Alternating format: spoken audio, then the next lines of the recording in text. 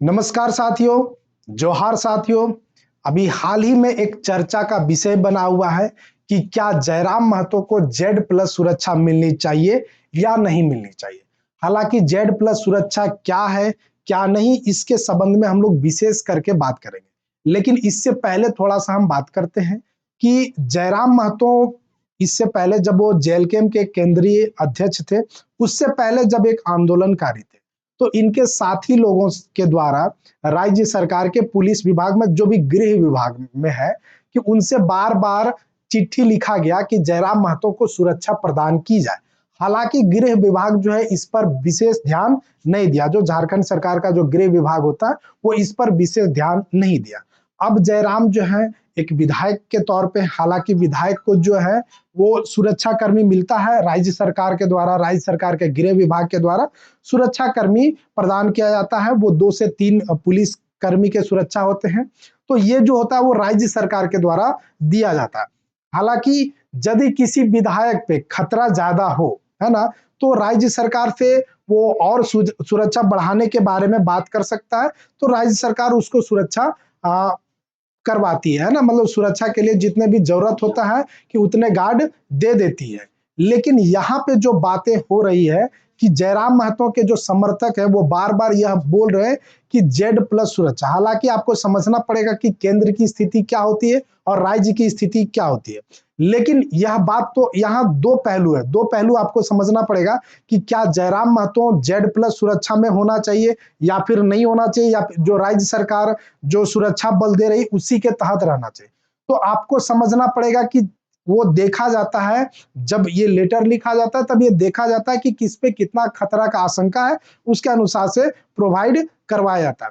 हालांकि यहाँ पे यह भी समझना पड़ेगा कि यदि जयराम महतो को सुरक्षा काफी ज्यादा मिल जाता है, उसके बाद क्या पब्लिक डोमेन में क्या होगा कि वो आम जनता के साथ क्या वैसे ही मिल पाएंगे। मतलब यहाँ पे जनता में भी मतलब दो तरह की जनता यहाँ पे बात कर रही है। एक बात कर रही कि नहीं मिलना चाहिए, क्यों? क्योंकि उनपे खतरा काफी ज्यादा है। आप देखे होंगे कि आए दिन जो जयराम महतो हैं वो खतरा मोल लेते रहते हैं, या तो कंपनी से हो या फिर कॉरपोरेट से हो या फिर कोल माफिया से हो, दिन रात उलझने का काम करते हैं। हालांकि अभी वो संवैधानिक पद पे आ गए और संवैधानिक पद पे भी आकर के हर रोज वो दौरा कर रहे हैं, जहां पे अन्याय हो रहा है उसके खिलाफ खड़ा हो रहे हैं। तो कहीं ना कहीं खतरे की आशंका है, जिसके बारे में उनके साथी के द्वारा पहले भी लेटर लिखा जा चुका है राज्य सरकार को। ये हुआ पहला कि अब राज्य सरकार को तय करना पड़ेगा कि उनपे कितना खतरा है, क्या है, तो उसके अनुसार से कितना गार्ड उनको मिलना चाहिए, क्या नहीं।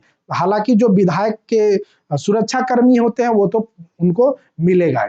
अब होता है दूसरा पहलू। दूसरा पहलू को आपको समझना पड़ेगा।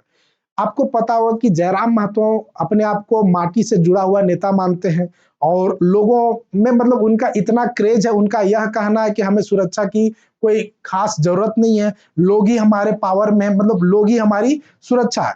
तो आप देखे होंगे कि जब भी वो कभी कोई भाषण करते हैं, सभा करते हैं, तो लोगों का हुजूम आसपास होता है, मतलब जिनसे वो हाथ मिलाते हैं और लोगों तक पहुंच पाते हैं, दुख दर्द को समझ पाते हैं। तो क्या है कि क्या बहुत ज्यादा सुरक्षा कर्मी हो जाने के कारण वो उसी तरीके से मिल पाएंगे? हालांकि सुरक्षा कर्मी मिलेंगे तो उन खतरे की आशंका होगी, तो लोगों से थोड़ा सा उनको साइड किया जाएगा। तो लोगों से साइड किया जाएगा तो क्या वो लोगों के पास फिर उसी तरीके से बने रहेंगे जिस तरीके से इससे पहले बने रहते? तो ये विचार आप लोग को करना है कि क्या जयराम महतो को जेड प्लस सुरक्षा मिलनी चाहिए, जेड प्लस सुरक्षा या जो भी सुरक्षा एक्स्ट्रा सुरक्षा मिलनी चाहिए, या जितना जो एक विधायक को मिलता है वही मिलना चाहिए।